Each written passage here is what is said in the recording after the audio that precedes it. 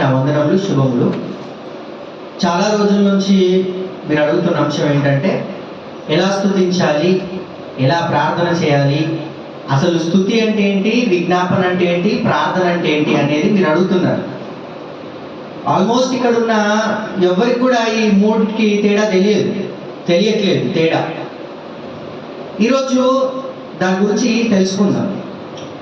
ఈ క్లారిటీ తర్వాత మీరు చేసే ప్రార్థన ఎలా ఉండాలంటే స్పష్టత అనేది మీ ప్రార్థనలో కనిపించాలి. అలా మనం తెలుసుకుందాం. ఎగ్జాంపుల్స్, ఉదాహరణలతో సహా అసలు ఏంటి అనేది మనం తెలుసుకుందాం. మీకు తెలియాల్సింది ఏంటంటే మొట్టమొదట ప్రార్థన ఎప్పుడు ఆరంభమైంది? బైబిల్ గ్రంథంలో మొట్టమొదట ప్రార్థన ఎప్పుడు ఆరంభమైంది? బైబిల్ గ్రంథంలో ఆదికాండము మనము తెరుద్దాం. క్లియర్గా ప్రతి ఒక్క విషయాన్ని మనం ఈరోజు ఆలోచన చేద్దాము. ఆదికాండము 4వ అధ్యాయము 26వ వచనాన్ని చూద్దాం. ఆదికాండం 4వ అధ్యాయం 26వ వచనం. మరియు షేతునకు కూడా కుమారుడు పుట్టెను, అతనికి ఏనోషు అను పేరు పెట్టెను. అప్పుడు యెహోవా నామములో ప్రార్థన చేయుట ఆరంభమైంది. ఎప్పుడట ఏనోషు అనే ఒక ఆయన పుట్టాడట. షేతు అనే వ్యక్తికి ఏనోషు అనే ఒక కుమారుడు పుట్టాడట. ఆ ఏనోషు పుట్టినప్పుడు యెహోవా నామమున ప్రార్థన ఆరంభమైంది. అంటే అప్పటికి యేసుక్రీస్తు నామములో ప్రార్థన చేసేది లేదన్నమాట. ఏం లేదు? యేసుక్రీస్తు నామములో ప్రార్థన చేసేది లేదు.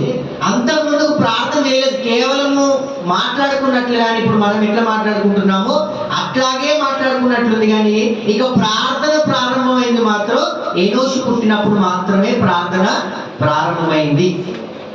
ఇక అప్పటి నుంచి స్టార్ట్. ఇంకా ప్రార్థన ఇంకెవరో చేశారు. అప్పటి నుంచి అబ్రహాం ప్రార్థన చేయడం స్టార్ట్ చేశాడు, ఇసాకు ప్రార్థన చేయడం స్టార్ట్ చేశాడు, యాకోబు ప్రార్థన చేయడం స్టార్ట్ చేశాడు. ఇక భక్తులందరూ కూడా మనందరం ప్రార్థన ముగించేటప్పుడు ఎలా ప్రార్థన ముగిస్తామంటే మా ప్రభు రక్షకుడు మీ ప్రియ కుమారుడైన యేసుక్రీస్తు ప్రభువారి నామములో ప్రార్థన అడిగి వేడుకొంచున్నాము తండ్రి అని మనం అంటాం.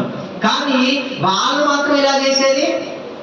యెహోవా నామమున నేను ప్రార్థన చేయుచున్నాను తండ్రి, యెహోవా నామమున నేను ప్రార్థన చేయుచున్నాను తండ్రి అని వాళ్ళు చేస్తారు. మీరు గమనించారు ఎప్పుడైనా? ఏమంటే ఈ మధ్య కాలంలో వింటున్నా నేను, ఏమనంటే ప్రార్థన అంతా చేసిన తర్వాత తండ్రి, కుమార, పరిశుద్ధాత్మ నామములో అడిగి వేడుకొంచున్నాము తండ్రి అని చేసేది విన్నా నేను రీసెంట్గా. బైబిల్ గ్రంథంలో ఎక్కడైనా, బైబిల్ మొత్తంలో ఆదికాండం మొదలుకొని ప్రకటన గ్రంథం వరకు ఎక్కడైనా తండ్రి, కుమార, పరిశుద్ధాత్మ నామంలో ప్రార్థన చేయడం ఉందా? ఏదైనా ఉందా? పోనీ ఎవరైనా చేశారట్లా? ఎవరు కూడా అట్లా ప్రార్థన చేయలేదు. ఇప్పుడు ఈ ప్రార్థన ఏమన్నట్టు? ఇక్కడేమో యెహోవా నామంలో ప్రార్థన ప్రారంభమైంది. మనం చేసేదేమో యేసుక్రీస్తు నామంలో ప్రార్థన చేసుకున్నాం. మరి మధ్యలో తండ్రి, కుమార, పరిశుద్ధాత్మ నామంలో ప్రార్థన ఏంచి వచ్చింది? ఇదేంచి వచ్చిందంటే మానవుల కల్పితం. ప్రార్థన అనేది ఏంటంటే ఇక్కడి నుంచి దేవుని సన్నిధానానికి చేరేది. అర్థమైందా? పూర్వకాలంలో పితరులైన అబ్రహాము, ఇస్సాకు, యాకోబు కాలం కంటే ముందు, కాలం తర్వాత అంటే మోషే కాలంలో ప్రత్యక్ష గుడారం కట్టిన తర్వాత ఆ ప్రత్యక్ష గుడారంలో అవన్నీ జరుగుతుండేవి, అర్చన ఆచారాలు. ఆ తర్వాత సొలొమోను దేవాలయం కట్టిన తర్వాత కూడా యాజకులు వంతుల చొప్పున దేవునికి ఏం చేసేవాళ్ళు? ఉదయం సాయంత్రం నైవేద్యం పెట్టేవారు, దీపాలు పెట్టేవారు, ధూపం వేసేవారు, దేవునికి అర్చనలు చేసేవారు. ఈ పదాన్ని విన్నారు ఎప్పుడైనా? అర్చన అంటారు కదా. ఏంటి అర్చన చేయడం అంటే? నీ పేరు మీద దేవునికి మనవులు చేయడం అని అర్థం. మనము దేవాలయాల్లో వింటాం, హిందూ దేవాలయాల్లో వింటాం. అంటారు పలానా ఆయన పేరు మీద అర్చన చేయండి, పలానా ఆమె పేరు మీద అర్చన చేయండి అంటారు. మొట్టమొదట అర్చన ఆచారాలు, అర్చన ఆరాధనలు ఇవన్నీ కూడా ఎవరుకున్నాయి? యెహోవా దేవుడికి ఉన్నాయి. ఇవన్నీ కూడా అక్కడ నుంచి వచ్చిన యూదులు ఎవరైతే ఉన్నారో, లేకపోతే అక్కడి నుంచి ఈ యొక్క ఆచారాలను నేర్చుకొని మన భారతదేశము ఆ సింధు నది ఒడ్డున ఎవరైతే ఉన్నారో వాళ్ళు కాపీ చేశారనమాట. కాపీ చేసి పెద్ద పెద్ద దీపాలు, పెద్ద పెద్ద హారతులు ఈ విగ్రహాలను చేసుకొని ఆ విగ్రహాలు చేయడం స్టార్ట్ చేశారు. ఇదంతా మొట్టమొదటి ఎవరు చేసేది? హారతులు పెట్టడం కావచ్చు, దీపాలు పెట్టడం కావచ్చు, నైవేద్యం పెట్టడం కావచ్చు, ధూపం వేయడం కావచ్చు, ఇదంతా కూడా యెహోవా దేవునికి చేసేది. ఇదంతా యాజకులు అని ఉన్నారు కదా బైబిల్ గ్రంథంలో. యాజకులు అంటే అర్థం ఏంటంటే పూజారులు అని అర్థం. మేమెవరం ఇప్పుడు? పూజారులు మేము. ఇప్పుడు మీరెవరు? భక్తులా? మీరు పూజారులే. ఎలాగా? ఆశ్చర్యకరమైన తన వెలుగులోనికి, చీకట్లో నుంచి ఆశ్చర్యకరమైన తన వెలుగులోనికి పిలిచిన వారి గుణాతిశయములను ప్రచురం చేయ నిమిత్తము ఏర్పరచబడిన వంశమును, రాజులైన యాజక సమూహము. ఎవరట? రాజులైన యాజక సమూహం అంటే గుంపు కదా. గుంపులుగా పిలిచాడు ఈ రోజు. దేవుని యొక్క గుణాతిశయములను ప్రచురం చేయడానికి గుంపులుగా ఈ రోజు పిలిచాడు దేవుడు మనందరినీ కూడా. ఈరోజు మనందరినీ కూడా ఎవరు? యాజకులం. యాజకుడి పని ఏంటి? ధూపం వేయడమే యాజకుడి పని. ఈరోజు మన పని కూడా ధూపం వేయడమే కదా. మరి నిజంగా సాంబ్రాన్ని తెద్దామా? సాంబ్రాన్ని తెచ్చేద్దామా దేవునికి ధూపం? ఈరోజు భౌతిక సంబంధమైన కంటికి కనిపించే ఆ ధూపం వద్ద దేవుడికి ఏ ధూపం కావాలిగా? ఆత్మ సంబంధమైన ధూపం వేయాలి. వేస్తున్నామా దేవునికి ఆత్మ సంబంధమైన ధూపం? ఏది ఆత్మ సంబంధమైన ధూపం? ప్రార్థనే ఆత్మ సంబంధమైన ధూపం. ఇప్పుడు ఈ ధూపం వేసే దగ్గరలో మనందరం డైలమా, క్వశ్చన్ మార్క్ ఉంది. ఇప్పుడు స్తుతి అంటే ఏంటి? అసలు విజ్ఞాపన అంటే ఏంటి? స్తుతించమన్నప్పుడు ఎలా స్తుతించాలి, విజ్ఞాపన చేయమన్నప్పుడు ఎలా విజ్ఞాపన చేయాలనేది మనందరికి కన్ఫ్యూజన్ ఉంది కదా. ఇప్పుడు అర్థమైందిగా. మొట్టమొదట ఎవరు పుట్టినప్పుడు ప్రార్థన ఆరంభమైంది? ఏనోషు పుట్టినప్పుడు ప్రార్థన అనేది ఆరంభమైంది. ఎవరి నామంలో ప్రార్థన చేశారు? యెహోవా నామంలో ప్రార్థన చేశాడు. యేసుక్రీస్తు నామంలో ఎందుకు చేయలేదు? అప్పుడు యేసుక్రీస్తు ప్రభువారు పుట్టలేదు కనుక యేసుక్రీస్తు ప్రభువారి నామంలో ప్రార్థన చెయ్యలేదు. ఇప్పుడు ఒక ఫస్ట్ పాయింట్ అయిపోయింది కదా, అర్థమైంది. మరి ఇప్పుడు ఎందుకు చేయము యెహోవా నామంలో? ఇప్పుడు ఎందుకు చేయొద్దు? మనకంటే గొప్పవారైన అబ్రహాము, మనకంటే గొప్పవారైన ఇస్సాకు, మనకంటే గొప్పవారైన యాకోబు వాళ్ళు చేసినప్పుడు మరి వాళ్ళకంటే గొప్పవాళ్ళం మనం. వాళ్ళే చేసిన కదా యెహోవా నామమున. మరి మనం ఎందుకు చేయకూడదు? ఎందుకు చేయకూడదంటే దేవుడు బైబిల్ గ్రంథంలో కొన్ని క్రమాలు అనేవి ఏర్పరిచారు దేవుడు. అర్థమైందా? అప్పుడు అలా చేశారు కదా, నేను కూడా అలాగే చేస్తా అంటే నడవదు. ఇప్పుడు ఇంకా కాలం మారుతున్న కొలది దేవుడు ఏం చేశారంటే కొన్ని అప్డేట్ చేయించారనమాట. అప్డేట్ అంటే తెలుసు కదా, ఎప్పుడు అది మనం ఆధార్ కార్డులు ఎప్పుడు దిగా, నేను 5వ తరగతి 4వ తరగతి ఉన్నప్పుడు ఆధార్ కార్డులు వచ్చాయి. అప్పుడే ఫోటోనే ఉంటే సెట్ అవుతుందా? నేను పెద్ద వెళ్తున్నా కొద్ది నా ముఖం మారిపోతుంది, అంత మారిపోతుంది కనుక అప్డేట్ చేసుకోవాలి నేను. అర్థమైందా? అప్డేట్ అనేది జరిగింది ఎప్పటికిప్పుడు. నేను పెద్దగా అయ్యి అంటే అప్పుడు 4 అంటే ఒక 20 సంవత్సరాలు అయిపోయింది నేను ఆధార్ కార్డు దిగి. ఆ 20 సంవత్సరాలు అయిపోయిన తర్వాత ఏం జరిగింది? ఇప్పుడు ఇంకా ఏమంటున్నారు? ఆధార్ కార్డులో మార్పులు చేర్పులున్నా లేకపోతే దాన్ని అప్డేట్ చేసుకోవాలన్నప్పుడు ఏం చేయాలట? వెళ్ళాలి, అప్డేట్ చేసుకోవాలి. లేదు అప్పుడు దిగినగా సరిపోతుందిలే, నాకంటే గవర్నమెంట్ ఒప్పుకుంటుందా? ఊరుకోదు. ఎందుకంటే ఒక క్రమం పెట్టింది గవర్నమెంట్, ఒక రూల్ పెట్టింది. సేమ్ అలాగే దేవుడు కూడా అప్పుడు యెహోవా నామములో ప్రార్థన చేశారని ఇప్పుడు కూడా అలా కాదు, ఇంకా అప్డేట్ చేయడం స్టార్ట్ చేశాడు దేవుడు. ఏం చేశాడు? అప్డేట్ చేయడం స్టార్ట్ చేశాడు. ఇప్పుడు ఎవరి నామంలో చేయమన్నాడు? ఇంకా యేసుక్రీస్తు నామంలో చేయాలి. ఎవరు చేయాలి? కానీ మనం చాలా ప్రార్థనలు వింటాం కదా. ఎలాంటి ప్రార్థనలు అవి? ఎలా వింటాం ప్రార్థనలు చెప్పండి. మీ సరౌండింగ్ లో, మీ పరిసరాలలో చాలా మంది క్రైస్తవులు ఉంటారు కదా, వాళ్ళు చేసే ప్రార్థన ఎలా ఉంది, మనం చేసే ప్రార్థన ఎలా ఉంది చెప్పండి. ఏమన్నా వేరియేషన్ కనిపించిందా? ఏమన్నా తేడా కనిపించిందా? ఏం తేడా? అనొకటి. ఇంకా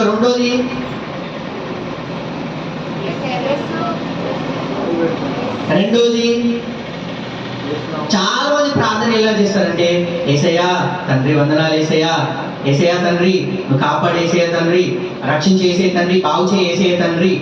ప్రార్థన ఎవరు చేయాలి? యేసయ్య తండ్రికా? యేసయ్య యొక్క తండ్రికా? యేసుక్రీస్తు ప్రభువారి యొక్క తండ్రి అయిన దేవునికి. పదం ఎంత స్పష్టంగా రాయించారంటే బైబిల్ గ్రంథంలో దేవుడు కళ్ళు పెద్దగా చేసుకొని చూడండి నాయన అన్నట్లేమో మరి. ఆ పదాన్ని చాలా స్పష్టంగా రాయించారు దేవుడు పత్రికలు. ప్రతి పత్రికల్లో కూడా మొదటి అధ్యాయము 2-3 వచనాల్లో, లేకపోతే 1-2-3 వచనాల్లో దేవుడు చాలా స్పష్టంగా రాయించారు. ఏమనంటే యేసు క్రీస్తు ప్రభు యొక్క తండ్రి యగు దేవుడు. ఎవరట? యేసు క్రీస్తు ప్రభు యొక్క తండ్రి యగు దేవుడు అని రాయించారు. మరి ఇప్పుడు ఆ పదానికి అర్థం ఏంటి? అలా రాయించడానికి గల కారణం ఏంటి? ఆలోచించండి. మీరు చేయాల్సింది ప్రార్థన, యేసుక్రీస్తు యొక్క తండ్రి యొక్క దేవునికి యేసుక్రీస్తు నామములో మీరు చేయాలి అని చెప్పడానికి, జ్ఞాపకం చేయడానికి ఆ పదాన్ని దేవుడు రాయించారు. కాబట్టి చాలా మంది ప్రార్థనలో యేసయ్య అనే పదాన్ని వాడతారు. ఎందుకు యేసుప్రభు ఎందుకు వస్తున్నారు మధ్యలో? యేసుక్రీస్తు ప్రభు మధ్యలో ఎందుకు వస్తున్నారు? బాండ్ పేపర్ చూసారు ఎప్పుడైనా మీరు? మన భూమిని కానీ, మన చెలకలు కానీ మనం రిజిస్ట్రేషన్ చేయించుకున్నప్పుడు, లేకపోతే ఏదైనా అప్పు తీసుకున్నప్పుడు, ఏదైనా పేపర్ రాయించుకున్నప్పుడు చిన్న స్టిక్కర్ అతుకు పెడతారు కదా అక్కడ. ఎందుకు ఆ స్టిక్కర్ అతుకు పెడతారు? చెల్లడానికి. చెల్లాలి. స్టిక్కర్ లేకపోతే చెల్లుతుందా? చెల్లదు. ఇప్పుడు యేసుక్రీస్తు నామం కాకుండా చాలా మంది, మా చర్చిలో ఒక సిస్టర్ ఉంటది, మా ఊరు చర్చిలో, ఆమె ఏం చేస్తారు, ప్రార్థన అంతా తండ్రి దేవుడు చేసి ఏమంటారంటే, ఏ నామం లేదు, ఈ ప్రార్థన, ఈ చిన్ని ప్రార్థన నీ బంగారు పాదాలకు సమర్పిస్తున్నాను తండ్రి అంటే. ఎలా? మరి మధ్యలో ఒకటి పెట్టాడు కదా దేవుడు, నేనే మార్గం అన్నాడు యేసుక్రీస్తు వారు. మరి ప్రార్థన కూడా ఎవరి ద్వారా వెళ్ళాలి దేవుడికి? ఆ మార్గమే తెలియనప్పుడు ఎక్కడికి? గాలికా ప్రార్థన? చెట్టుకా? పుట్టకా? కుర్చీలకా? టేబుల్స్కా? దేనికి చేస్తున్నావు ప్రార్థన? ఒక మార్గాన్ని, లేకపోతే ఎవరి ద్వారా వెళ్ళాలి అనేది బైబిల్ గ్రంథంలో దేవుడు స్పష్టంగా రాయించారు. ప్రార్థన అంతా చేసిన తర్వాత ఏముండాలి? చివరి బాండ్, ఆ స్టిక్కర్ ఏముండాలి? ఆ స్టిక్కర్ లేకపోతే ఎలాగైతే ఆ బాండ్ చెల్లదు, యేసుక్రీస్తు ప్రభు వారి నామం లేకపోతే ప్రార్థన కూడా చెల్లదు. మీకు తెలుసా, యేసుక్రీస్తు ప్రభువుకి ఒక పేరు ఉంది. ఏమంటే ప్రకటన గ్రంథంలో ఆమెన్ అనువాడు అని ఉంది. ఆమెన్ అనువాడట. యేసుప్రభు కూడా ఆమెన్ అంటాడా? అన్నాడా? అంటాడా? ఎందుకంటాడు? మనం చేసే ప్రార్థన, ఆ ప్రార్థన ఖచ్చితమైనదై, ఆ ప్రార్థన పర్ఫెక్ట్ గా ప్రార్థన ఉంటే, నువ్వు ఆమెన్ అంటావుగా ప్రార్థన అయిపోయిన తర్వాత, నువ్వు ఆమెన్ అన్న తర్వాత పరలోకంలో యేసుక్రీస్తు కూడా తండ్రి దగ్గర ఏమంటారట? ఆమెన్ అంటారట. ఆయన కూడా ఆయన ఆమెన్ అంటేనే నువ్వు చేసిన ప్రార్థన చెల్లుతుంది. లేకపోతే నువ్వు చేసిన ప్రార్థనలో దోషాలు ఉన్నాయి, ప్రార్థన సరైనది లేకపోతే ఆయన ఆమెన్ అంటారా? ఆయన ఆమెన్ అనకపోతే ప్రార్థన దేవుడు వింటాడా? మీరు ఊహించుకోండి, ఇక్కడ అత్యున్నతమైన సింహాసనం యెహోవా దేవుడు ఉంటే, ఆయన కుడిపార్శ్వన యేసుక్రీస్తు ప్రభువు ఉన్నారు. నువ్వు చేసిన ప్రార్థన, నువ్వు వేసిన ధూపము దేవుని దగ్గర డైరెక్ట్ వెళ్ళదు. దేవాలయంలో అయితే ఎలాగైతే పూజారి మధ్యవర్తి ఉన్నాడో, మనం చేసిన ప్రార్థన అంటే ధూపము దేవుని దగ్గరికి వెళ్ళాలంటే మధ్యవర్తిగా ఉన్న యేసుక్రీస్తు దగ్గరికి వెళ్ళాలి మొదట. ఇప్పుడు ఆ యేసుక్రీస్తు ప్రభువు ఆమోదిస్తేనే దేవుడు అంగీకరిస్తాడు. అడుగుతాడు యేసుక్రీస్తు, మాడా ఆమె చేసిన ప్రార్థన కరెక్టేనా అని యేసుక్రీస్తుని అడిగితే, ఆ కరెక్టే తండ్రి ఆమెన్ అని యేసుక్రీస్తు ఆమోదించారనుకో, దేవుడు కూడా ఆ ప్రార్థన ఆలకిస్తాడు, ప్రతిఫలాన్ని ఇస్తాడు. మరి చేసే ప్రార్థన కరెక్ట్ లేకపోతే, పూజారి ఎలా ఆమోదిస్తాడు? గర్భగుడి అంటే తెలుసా మీకు? విన్నారు ఎప్పుడైనా? ఈ ఊర్లో ఒక గుడి ఉంది, అక్కడ ఏరు ఒడ్డున ఒక గుడి ఉంది. ఆ గుడిలో ఒక అది ఉంటుంది కదా విగ్రహం. ఆ విగ్రహం ఉన్న దాంట్లో అందరిని పోలిస్తారా మీ ఊర్లో? ఎవరు పోతారు వాళ్ళకి? పూజారి మాత్రం పోతాడు. ఎందుకు? ఆయన మధ్యవర్తి. నువ్వు ధూపం వేయాలన్నా, కొబ్బరికాయలు ఇవ్వాలన్నా ఆయనకి ఇస్తే ఆయన కొడతాడు అక్కడ. ఎందుకంటే మధ్యవర్తి, ఈయన చేయాలన్నమాట. ఈయన ద్వారానే పూజలన్నీ అందుకోవాలి ఆయన. సేమ్ అలాగే దేవుడి దగ్గరికి మన ప్రార్థన వెళ్ళాలంటే మధ్యవర్తికి యేసుక్రీస్తు ప్రభువు ఉన్నారు. ఇప్పుడు ఆ పూజారి దగ్గరికి పోవాలి. ప్రధాన యాజకుడు అని ఉంది కదా, మనకు చాలిన ప్రధాన యాజకుడు అయిన యేసుక్రీస్తు ప్రభువు. యాజకులు ఎంతమంది ఉన్నా కూడా అందరికంటే గొప్ప యాజకుడు అయిన ప్రధాన యాజకుడు మనకు చాలిన యాజకుడు. ఎవరికి యాజకుడు అయినా? నీ నాక? ఎవరికి యాజకుడైనా? ఎవరికి యాజకుడు అంటే అర్థం చెప్పిందా లేదా? యాజకుడు అంటే ఎవరు? యాజకుడు అంటే ఎవరు? పూజారి. ప్రధాన యాజకుడు అంటే పూజారులకే పూజారి, గొప్ప పూజారి, పెద్ద పూజారి అన్నమాట. ఇప్పుడు మనందరం దేవునికి యాజకులమైతే మనకంటే పెద్ద పూజారి ఎవరు? యేసుక్రీస్తు ప్రభువారు. ఎవరికి పూజారైనా? తండ్రి అయిన దేవుడికి యేసుక్రీస్తు ప్రభువారు పూజారి. కాబట్టి మన ప్రార్థన ఎలా ఉండాలి? ఎవరి ద్వారా వెళ్ళడానికి ఉండాలి? దేవునికే చేయాలి, యేసుక్రీస్తు ద్వారా చేయాలి. క్లారిటీ వచ్చింది కదా ఇప్పుడు. ఇంకా ప్రార్థన ఎలా చేయాలి, ఎప్పుడు ప్రారంభమైంది, ఏ నామంలో ప్రారంభమైందో ఒక క్లారిటీ అనేది వచ్చింది. ఇప్పుడు ఏం చేద్దామంటే స్తుతి అంటే ఏంటిదో విందాం. రాసుకోండి. స్తుతి అనగా ఏమిటి? స్తుతి అంటే ఏమిటి? పాటలు పాడడం. మరి కీర్తించడం అంటే? గణపరచడం అంటే? గణపరచడం అంటే అది పాడడమే, అన్ని పాడడమేనా? స్తుతి అంటే ఏంటిదంటే ఒక పదాన్ని వాడతారు బైబిల్ గ్రంథంలో దేవుడు. వారు నా ఎదుట ముఖస్తుతి చేసిరి అన్నాడు దేవుడు. వారంటే ఇజ్రాయేలీలు దేవుని ఎదుట ముఖస్తుతి చేశారట. అదే పదం కింద అన్నాడు వారు బొంకిరి అన్నాడు. ముఖస్తుతి చేయడం అంటే ఫర్ ఎగ్జాంపుల్ ఈ సహోదరుడు నా ముందున్నాడు అనుకో, అందరే నువ్వు చాలా గ్రేట్ రా, నువ్వు బైబిల్ సూపర్ చదువుతావు, నువ్వు పాటలు సూపర్ వాడతావు, నిన్ను మించిన ఎవరస్తులు లేరా, నువ్వు అంత పర్ఫెక్ట్ అని వాడు అనుకోండి. మీ దగ్గరికి వచ్చి అసలు ఆయన పాటలు వస్తాయారా, అసలు ఆయన వాక్యం వస్తుందా అని అన్నాను అనుకో, వీళ్ళ ముందు నేను ఏం చేస్తున్నట్టు? ముఖ స్తుతి చేస్తున్నా. దాని అర్థం ఏంటి? పొగడడం. స్తుతి అంటే అర్థం ఏంటి? పొగడడం అని అర్థం. ఇప్పుడు మనందరం ఏం చేస్తామంటే నేనేమైనా ప్రభువా నిన్నే స్తుతిస్తాను, నాకేమున్నా ప్రభువా నీకర్పిస్తాను అని ఇక్కడ అంట మందిరంలో. సేవకుడు ఎప్పుడైనా అమ్మ దేవుని దశభాగాలు ఇవ్వండి, బియ్యం తీసుకురండి అంటే నేను ఒక్కదాన్నేనా? అందరి వచ్చుగా, నేను ఒక్కదాన్ని ఎందుకు ఇస్తా? ఇదేంటి మందిరంలో మనం చేస్తుంది ఏంటి? ముఖస్తుతి చేస్తున్నాం దేవుని ఎదుట. ఇప్పుడు నీ మనసులో లేనే లేదా అది, కానీ ఇక్కడికి వచ్చి దేవుని ఎదుట ముఖస్తుతి చేస్తున్నాం, బయట ఒకలా మాట్లాడుతున్నాం అంటే దేవుని దృష్టిలో మనం ఏం చేస్తున్నట్లు? బొంకుతున్నట్లే కదా. అర్థం ఏంటి బొంకడం అంటే? అదే భూతపదం కాదు, అబద్ధం ఆడుతున్నాం అని అర్థం. బొంకడం అంటే అంటారు కదా, ఎందుకు బొంకుతున్నావు అలా అని, డబ్బులు ఇచ్చే విషయంలో ఎందుకు బొంకుతున్నావు అంటే అర్థం ఏంటి? అబద్ధం ఎందుకు ఆడుతున్నావు అని అర్థం. ఇప్పుడు స్తుతించడం అంటే అర్థం ఏంటంటే పొగడడం దేవుణ్ణి. ఎన్ని రకాలుగా పొగడొచ్చు దేవుణ్ణి? ఎన్ని రకాలుగా? చాలా రకాలు. ఎలా? ఎంతసేపు ఈ సహోదరుడు ఆ సహోదరి పాట పాడారు. ఏమని పాడారు? అగ్నిగుండంలో అభిజ్ఞకు తోడుకున్నావు నాయన అని పొగిడాడు దేవుణ్ణి. ఎర్ర సముద్రంలో ఇజ్రాయేలీలకు తోడుకున్నావు నాయన అని పొగిడాడు. కరువులో యోసేపుకు తోడుకున్నావు నాయన అని పొగిడారు. ఇది అంతే ఏంటి? వాళ్ళు ఏం చేశారు? వాళ్ళు పొగిడారు దేవుణ్ణి. ఎలాగా? పాటల ద్వారా.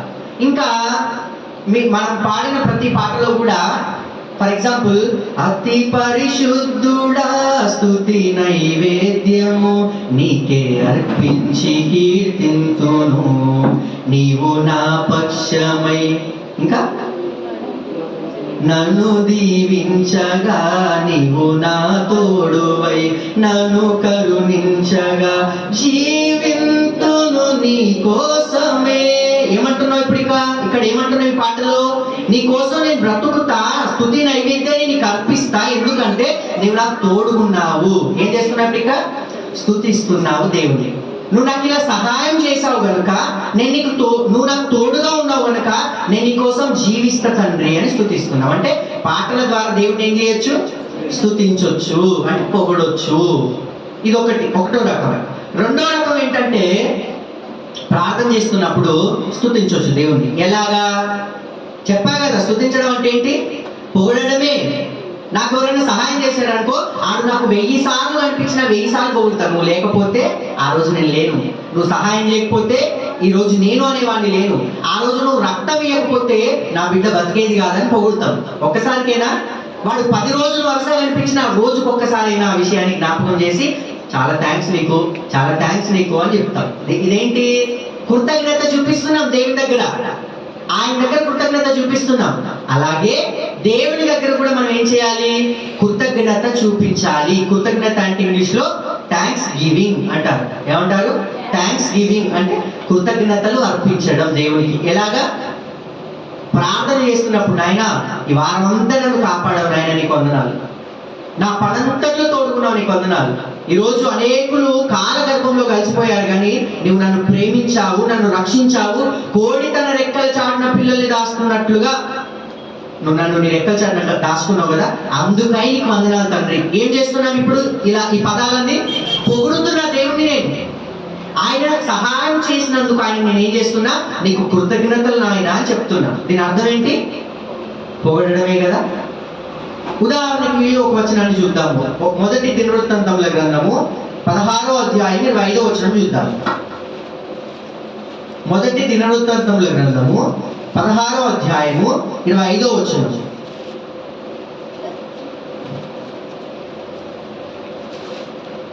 Page number 348. యెహోవా మహాఘనత వహించిన వాడు, ఆయన బహుగా స్తుతి నొందదగిన వాడు, సమస్త దేవతల కంటే ఆయన పూజ్యుడు. ఇప్పుడు ఈ వచనము దేనికి సూచిస్తుంది? ఈ వచనం దేన్ని సూచిస్తుంది అని మనం ఆలోచన చేయగలిగితే, పొగుడుతున్నాడు దేవుణ్ణి ఎలాగా? అందరికంటే నువ్వు గొప్పవాడివి నాయన. ఈ లోకంలో మనుషులందరూ ఏదైతే దేవుడు అనే విగ్రహాన్ని పెట్టుకొని పూజిస్తున్నారో అంతటికంటే నువ్వు గొప్పవాడివి, నువ్వు పూజ్యుడవు, నీ పూజనీయుడవు అని దేవుని ఏం చేస్తుంది? ఇక్కడ ఈయన పొగుడుతున్నాడు. అంటే పొగడడం అంటే అర్థమైంది కదా ఇంకా. కాబట్టి ఈ వాక్యం అయిపోయిన తర్వాత మన సహోదరుడు ఏమంటారు?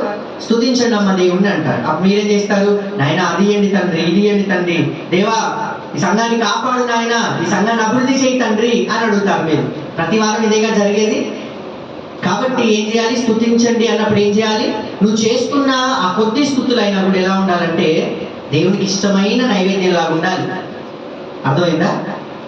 దేవునికి ఇష్టమైన నైవేద్యం ఉండాలంటే హృదయపూర్వకంగా, హృదయం లోతుల్లో నుంచి దేవుని ఏం చేయగలగాలి?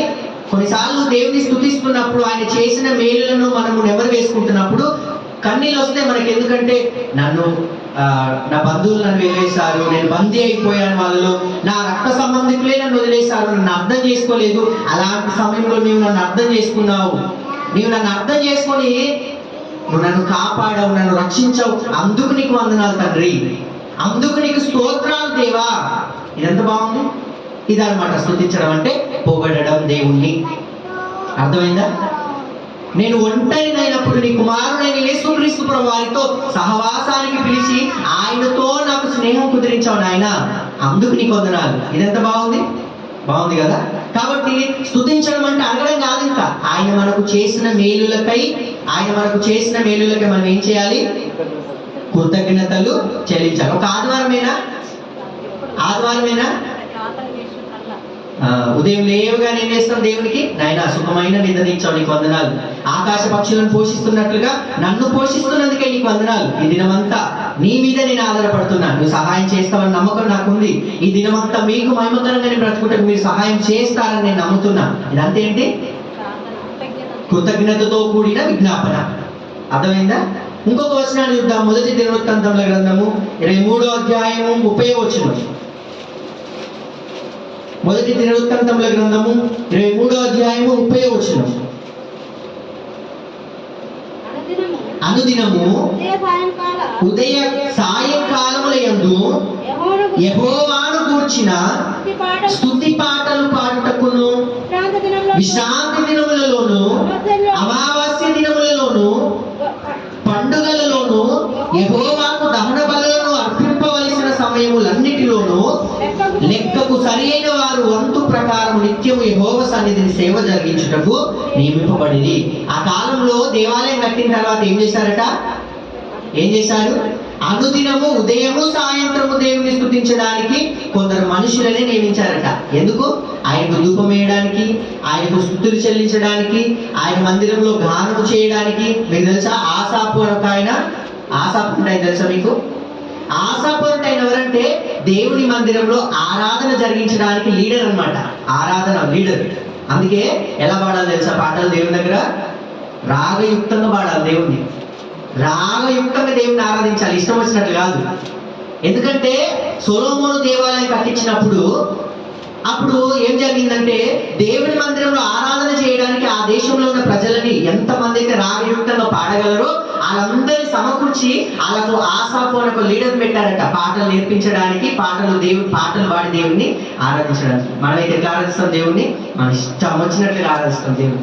ఎలాగంటే కళ్ళు మూసుకొని మంచిగా రాగయుక్తంగా దేవుని దగ్గర కదా రాగయుక్తంగా పాడగలగాలి దేవుణ్ణి. అలా పాడినప్పుడు దేవుడు ఏం చేస్తాడు? సంతోషిస్తాడు. దేవదూతలు దేవుని పరలోకంలో ఆరాధిస్తున్నప్పుడు పరలోకపు యొక్క గవిని అంటారా లేకపోతే దర్వాజా ఇదంతా షేక్ అవుతుందంట. ఎవరో భక్తులు చెప్పారు. అంటే ఆ ఊహలో అలా ఉంది, అలా షేక్ అవుతుందట. అంటే దాని అర్థం ఏంటి?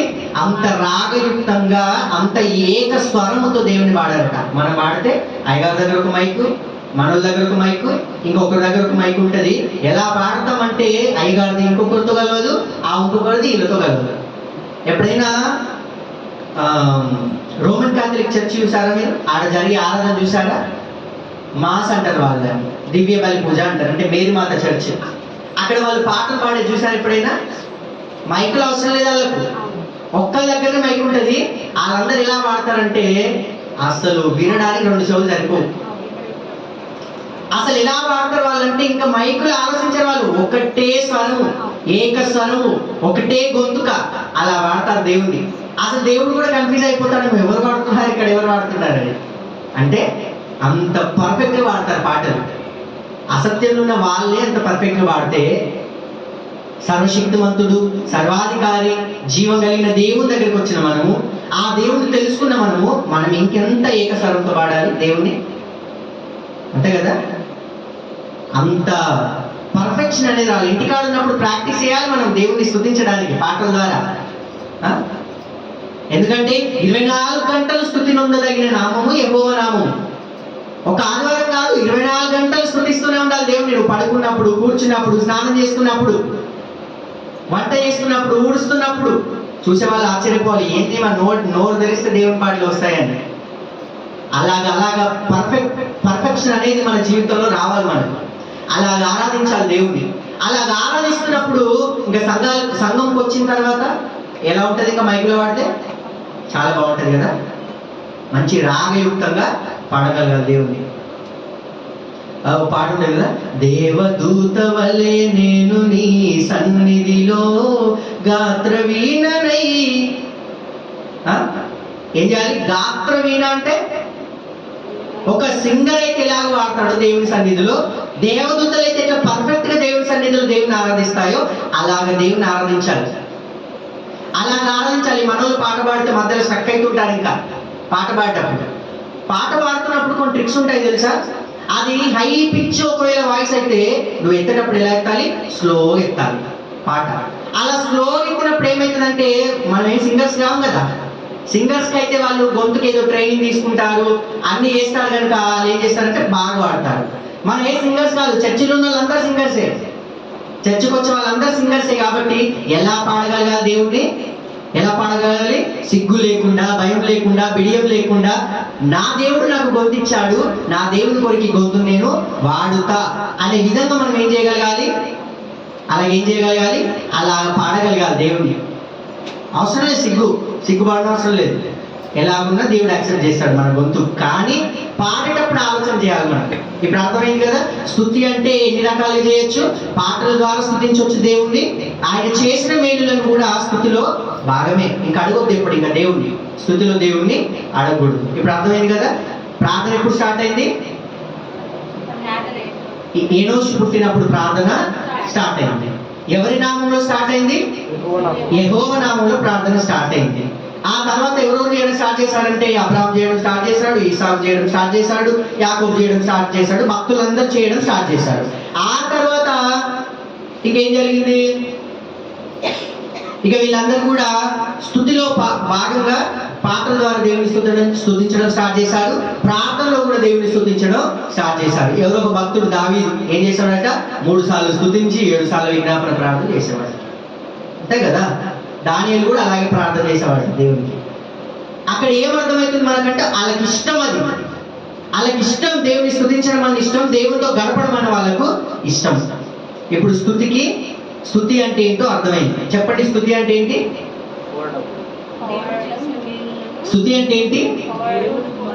దేవుడు మనకు చేసిన మేలులను బట్టి దేవుణ్ణి పొగడమే స్తుతి. ఇప్పుడు స్తుతించండి అన్నప్పుడు ఏం చేయాలి మనం? ఒకరి తర్వాత ఒకరు ఆయన మన జీవితంలో చేసిన మేలులను బట్టి పొగడాలి. ఆనాడు పితరులకు ఎట్లాంటి అద్భుత కార్యాలు దేవుడు జరిగించాడో వాటిని బట్టి కూడా దేవుని మనము పొగడాలి. ఈ ప్రార్థన స్తుతించి ప్రార్థన స్తుతి ముగించేటప్పుడు ఈ చిన్ని స్తుతిని యేసుక్రీస్తు నామములో మీకు సమర్పిస్తున్నాను తండ్రి.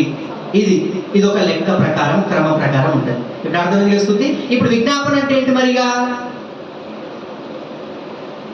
విజ్ఞాపన అంటే ఏంటి? సమూయేలు గ్రంథము, ఫాస్ట్ గా మనము వాక్యాన్ని ముగించుకుందాం, సమయం అవుతుంది కనుక. మొదటి సమూయేలు గ్రంథము 2వ అధ్యాయము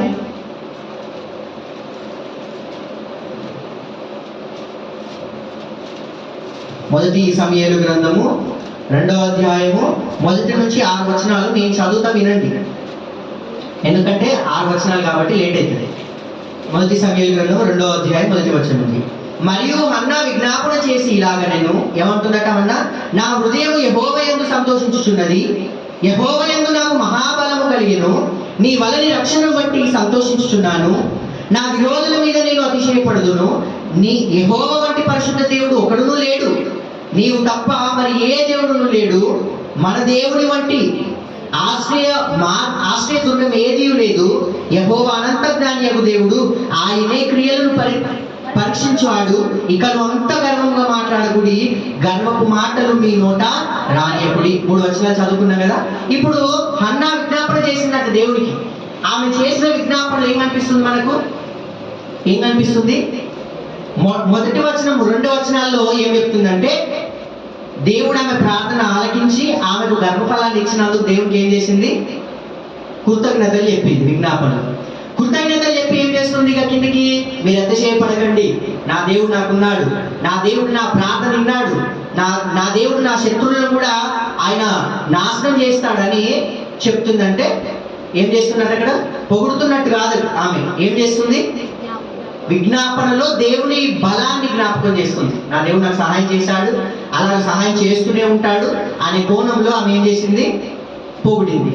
ఇది ఒకటో ఎగ్జాంపుల్ విజ్ఞాపనలో. ఇక 2వ వచనాన్ని చూడగలిగితే 2వ సమూయేలు గ్రంథము 2వ అధ్యాయం 25వ వచనం. 2వ సమూయేలు గ్రంథము 2వ అధ్యాయం 25వ వచనం. 2వ సమూయేలు 2వ అధ్యాయము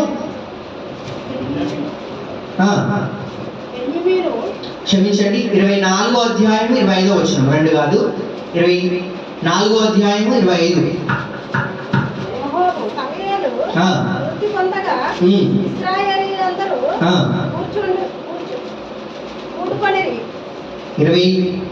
ఏం చదువుతున్నారు? 2వ సమూయేలు గ్రంథము 24వ అధ్యాయం 25వ వచనం. అక్కడ దావీదు యెహోవా నామమున ఒక బలిపీఠం కట్టించి దహన బలులను సమాధాన బలులను అర్పించాడు. యెహోవా దేశం కొరకు చేయబడిన విజ్ఞాపనలను ఆలకింపగా ఆ తెగులు ఆగి ఇశ్రాయేలీయులను విడిచి పోయెను. ఈ వచనంలో ఏం కనిపిస్తుంది అంటే ఆ దేశం కొరకు వాళ్ళందరూ ఏం చేశారు? యెహోవా దగ్గర మొర పెట్టారు అన్నట్లు కనిపిస్తుంది. కరోనా టైంలో ఏం చేశారు? దేవా, మా దేశానికి పట్టిన తెగుళ్ళ నుంచి విడుదల దయచేయండి తండ్రి అని దేవుడికి ప్రార్థన చేశారు.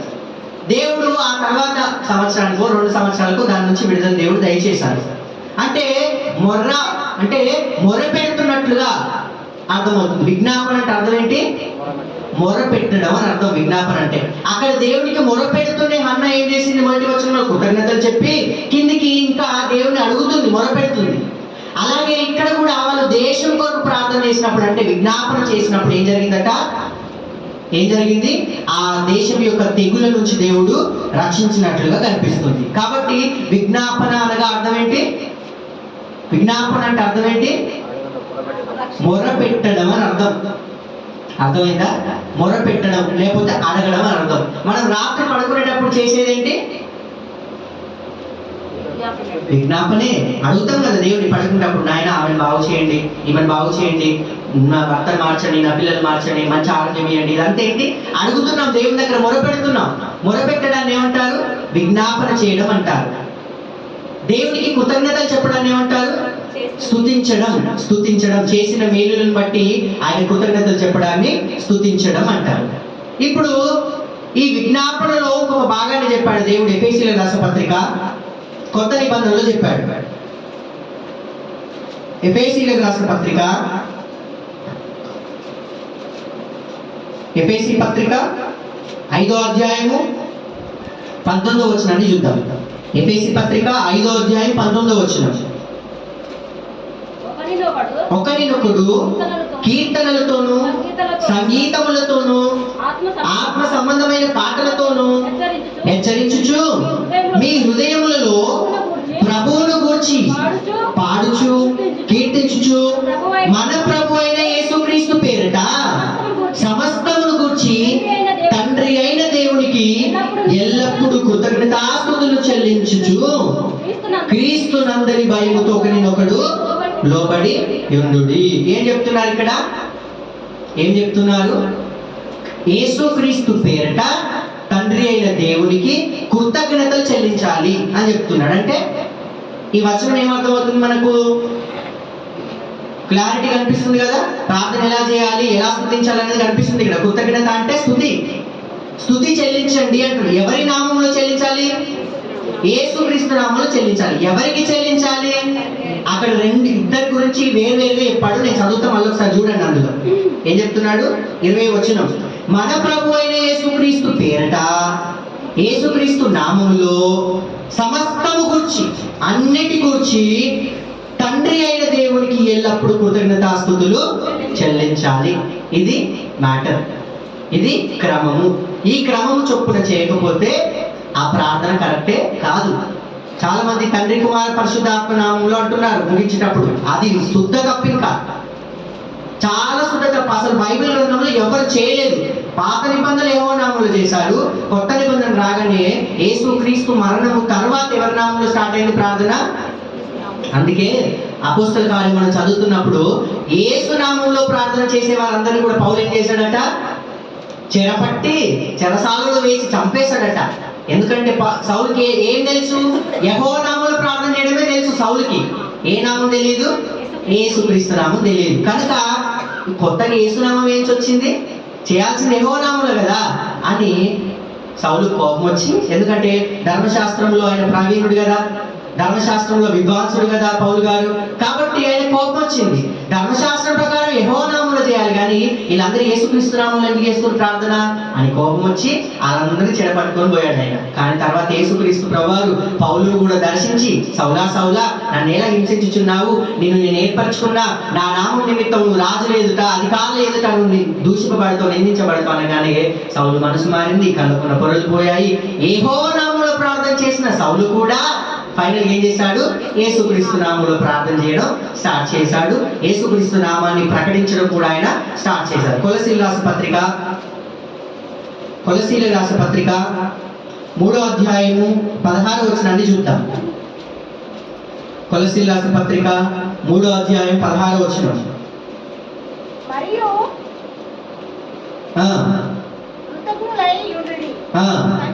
సంగీతములతోనూ కీర్తనలతోనూ ఆత్మ సంబంధమైన పద్యములతోనూ ఒకరినొకడు బోధించుచు బుద్ధి చెప్పుచు కృపాసహితముగా మీ హృదయములలో దేవుని గూర్చి గానము చేయుచు సమస్త విధములైన జ్ఞానముతో క్రీస్తు వాక్యము మీలో సమృద్ధిగా నివసింపనీయుడి.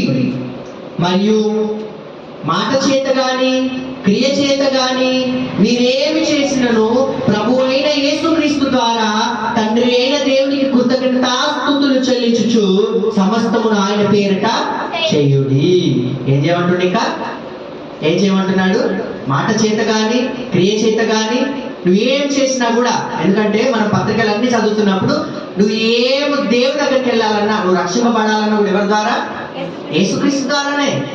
ఏం చేయాలన్నా కూడా యేసుక్రీస్తు ద్వారా. ఇప్పుడు కొత్త నిబంధన కృపాకాలంలో ఉన్న మనము ఏం చేయాలి? ఇంకా మాట చేత గాని క్రియ చేత గాని నువ్వు ఏం చేసినా కూడా సమస్తము యేసుక్రీస్తు పేరిట తండ్రి అయిన దేవునికి చేయాలి. ఇంకొక 2 వచనాలు చూసుకుని వాక్యాన్ని ముగిద్దాం. రోమీయులకు రాసిన పత్రిక, రోమా పత్రిక 8వ అధ్యాయం 27వ వచనం. రోమపత్రిక 8వ అధ్యాయం 27వ వచనం. మరియు హృదయాలను పరిశోధించువాడు ఆత్మ యొక్క మనసు ఏదో ఎరుగును ఎలయనగా ఆయన దేవుని చిత్త ప్రకారము పరిశుద్ధుల కొరకు విజ్ఞాపనం చేయుటకు చేయుచున్నాడు. చాలండి. ఇప్పుడు ఇక్కడ ఎవరికైనా ఈ వచనం అర్థమైతే చెప్పండి. ఇంతమంది ఉన్నారు కదా ఇక్కడ. ఇంతమందిలో ఇప్పుడు మనం చదివిన వచనం ఏంటో అర్థమైందా? రాహేలక్క మీకు అర్థమైందా? ఎవరు చేస్తున్నారు? అది పాయింట్. మళ్ళీ ఒకసారి చదువుదాము. నేను చదువుతా వినండి. 27వ వచనము. మరియు హృదయములను పరిశోధించువాడు ఆత్మ యొక్క మనస్సు ఏదో ఎరుగును ఎలయనగా ఆయన దేవుని చిత్త ప్రకారము. అంటే ఆయన అంటే ఎవరు ఇక్కడ? యేసుక్రీస్తు ప్రభువారు. యేసుక్రీస్తు ప్రభువు దేవుని చిత్త ప్రకారము పరిశుద్ధుల కొరకు విజ్ఞాపనము చేయుచున్నాడు. ఎప్పుడు చేయుచున్నాడు? ఇది ఆయన బతుకున్నప్పుడు రాసినదా ఇది? యేసుక్రీస్తు ప్రభువారు చనిపోయి తిరిగి లేచి పరలోకానికి వెళ్ళి స్టిల్ ఇప్పుడు కూడా చేయుచున్నాడు. అంటే ఏంటి అక్క? రాహిలక్క ప్రజెంట్ కంటిన్యూస్ కదా అది. ప్రజెంట్ కంటిన్యూస్ అంటే స్టిల్. ఈ రోజు చదివినా అదే మాట వస్తుంది. రేపు నాకు పుట్టిన పిల్లలు చదివినా అదే మాట వస్తుంది. నా పిల్లలు పుట్టినా అప్పుడు చదివినా అదే మాట వస్తుంది. అంటే అది పాస్ట్ టెన్స్ లోకి వెళ్ళిపోతుంది. ఎప్పుడైనా పాస్ట్ టెన్స్ లోకి వెళ్ళిపోతుంది. అది ప్రజెంట్ కంటిన్యూస్ అన్నమాట. ఆ మాట అంటే ఎప్పటికీ యేసుక్రీస్తు ప్రభువారు దేవుని యొద్ద విజ్ఞాపన చేయుచున్నాడు. ఎవరి కొరకు? ఎందుకంటే మన బలహీనలో కదా, మనకు కొన్నిసార్లు ప్రార్థన చేయడం రాదు కదా. అప్పుడు యేసుక్రీస్తు ప్రభువారు తండ్రి దగ్గర, తండ్రి నీ పిల్లలు వాళ్ళు నా సహోదరులు, వారి కొరకు నేను ప్రాణం పెట్టాను, మరి ఇప్పుడు వాళ్ళు నశించిపోతే నాకు ఇష్టమేనా? అది మీకు ఇష్టం లేదు, నాకు ఇష్టం లేదు. నేను అంత కష్టపడి నా త్యాగం వ్యర్థం కావద్దు కదా. కాబట్టి వారికి బలాన్ని దయచేయండి తండ్రి అని మన కొరకు యేసుక్రీస్తు ప్రభువారు మన బలహీనులైన ప్రతిసారి కూడా యేసుక్రీస్తు ప్రభువారు ఏం చేస్తున్నారట? దేవుని యొద్ద విజ్ఞాపన చేయుచున్నారు. ఇప్పటికి కూడా ఈ రోజు నేను బలహీనమైతే ఈ రోజు కూడా నా కోసం యేసుక్రీస్తు ప్రభువారు విజ్ఞాపన చేయించున్నాడు. అక్కడ ఎవరి కోసం? మన కోసము. ఎవరికి చేస్తున్నాడు? తండ్రికి యేసుక్రీస్తు ప్రభువారు విజ్ఞాపన చేయించున్నాడు. హెబ్రీయుల రాసిన పత్రిక 7వ అధ్యాయము 25వ వచనం. హెబ్రీయుల రాసిన పత్రిక 7వ అధ్యాయం 25వ వచనం. 7:25.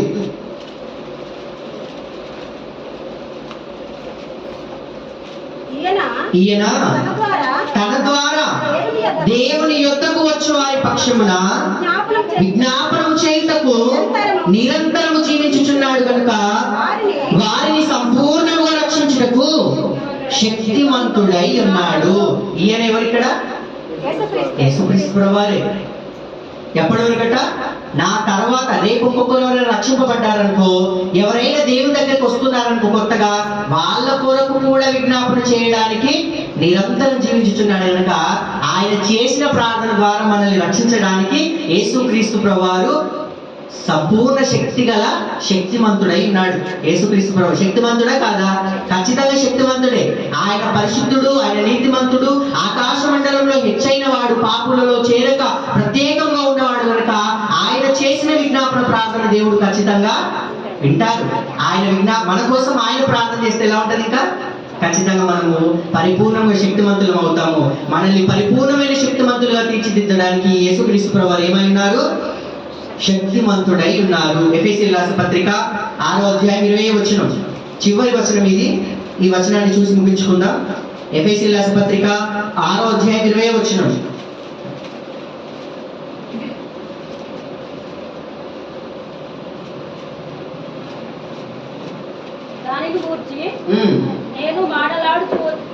ఏం చదువుతున్నారు? చదవండి. నేను మాట్లాడవలసినట్టుగా ధైర్యముతో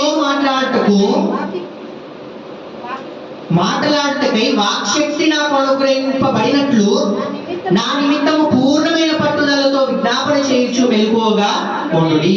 ఇది ఎఫెసీయులకు పౌలు గారు చెప్తున్నారు. నా కొరకు మీరు విజ్ఞాపన చేయండి. మీ విజ్ఞాపన ఎలా ఉండాలంటే పూర్ణమైన పట్టుదలతో ఉండి విజ్ఞాపన ఉండాలి, మెలకుగా ఉండి విజ్ఞాపన చేయాలి. అందుకే ఉదయం లేవగానే ఏం చేయాలి? దేవునికి ఇంకా స్తుతిస్తూ విజ్ఞాపన మనం దేవునికి చేయాలి. మా హాస్టల్లో ఒకడు ఉంటాడు, వాడిని చూసి చాలా షాక్ అయిపోయాను నేను. ఎందుకంటే వాడు బాప్టిజం పొందలేదు, వాడికి అసలు దేవుడే తెలియలేదు. కానీ మొన్న ఉదయం మాకు ఎగ్జామ్ స్టార్ట్ అయ్యాయి, నేను పొద్దున్నే లేచి చదువుకుందామని 4 గంటలు లేచిన. మా రూమ్లోనే ఉంటాడు వాడు. నేను లేవగానే వాడు ప్రార్థన చేస్తున్నాడు. నేను షాక్ అయిపోయా. అసలు రక్షణ పొందిన మేమే ఇంత పొద్దున్న లేచి ప్రార్థన చేస్తలేము దేవునికి, వీడు రక్షణే పొందలేదు, వీడికి దేవుడే తెలియలేదు, ఇంతగానో ఎట్లా విజ్ఞాపన చేస్తున్నాడు అసలు దేవునికి? ఒక్కరోజు జరిగేది కాదంట అది. నేను అడిగిన వాడిని, ఏంటి కొత్తగా చేస్తున్నారంటే, మీకు తెలియదు కదన్నా నేను రోజు చేసుకుంటా అంటున్నాడు. రోజు నేను విజ్ఞాపన ప్రార్థన చేస్తా దేవుడికి అంటుండు. ఎంత గొప్ప మనసు! దేవుడు తెలియని వానికి అంత గొప్ప మనసు ఉంటే, దేవుడు తెలిసిన వానికి గొప్ప మనసు లేదు. ఇక్కడ ఎంతమంది అండి ఉదయం లేవగానే దేవుడు ప్రార్థన చేసేది? ఉదయం అంటే మళ్ళీ 7 గంటలకు కాదు, 6 గంటలకు కాదు, ఉదయం 5 గంటలకు, ఉదయం 4 గంటలకు. ఎంతమంది ఉన్నారా? పూర్ణమైన పట్టుదలతో దేవునికి విజ్ఞాపన ప్రార్థన చేయాలి. మెలకువగా ఉండి మనం ప్రార్థన చేయాలి. ఇప్పుడు అర్థమైంది కదా? ఇంకా మన నిమిత్తం యేసుక్రీస్తు ప్రభువారు కూడా దేవునికి ప్రార్థన చేస్తున్నాడు. ఇప్పటికి కాదు, ఎప్పటికీ ప్రార్థన చేస్తూనే ఉంటారు ఆయన. ఇప్పుడు అర్థమైంది కదా? ఏనోషు పుట్టినప్పుడు ప్రార్థన స్టార్ట్ అయింది. యెహోవా నామంలో వాళ్ళందరూ ప్రార్థన చేశారు. మనకైతే యేసుక్రీస్తు నామంలో ప్రార్థన చేయమని దేవుడు ఆజ్ఞాపించారు. యేసుక్రీస్తు నామంలో దేవుడిని ప్రార్థన చేయాలి. స్తుతించడం అంటే దేవుడిని అడగడం కాదు, స్తుతించడం అంటే ఆయన చేసిన మేలులకై దేవుడిని పొగడము, దేవుడిని కీర్తించడము, దేవుడిని కొనియాడడం, గనపరచడం. విజ్ఞాపన చేయమన్నప్పుడు మాత్రమే ఏం చేయాలి? పొగుడుతూ, దేవుడిని పొగుడుతూ దేవుడిని అడగాలి. ఇది ప్రార్థన చేసే విషయం. ఈ స్తుతి అయినా విజ్ఞాపన అయినా ప్రార్థనలో భాగమే. అర్థమైందా? స్తుతి అయినా విజ్ఞాపన అయినా ప్రార్థనలో భాగమే. కాబట్టి ఇవన్నీ మీరు మనసులో ఉంచుకొని, మీ హృదయం అనే పలక మీద వీటన్నిటి రాసుకొని ప్రార్థన చేస్తున్నప్పుడు కన్ఫ్యూజ్ అవ్వకుండా, తండ్రి అయిన దేవుడికి యేసుక్రీస్తు నామములో ప్రార్థన చేస్తూ, స్తుతించమన్నప్పుడు స్తుతించాలి, విజ్ఞాపన చేయమన్నప్పుడు విజ్ఞాపన చేయాలి. కాబట్టి ఇవన్నీ మీ మనసులో ఉంచుకొని మీరు పాటిస్తారని నేను ఆశిస్తున్నా. దేవుడి వాక్యాన్ని మీ హృదయంలో బలభరితం ఉంచి ఎప్పటికీ ప్యాటర్న్ మీరు గుర్తుంచుకోవాలని నేను దేవుడికి ప్రార్థన చేద్దాం.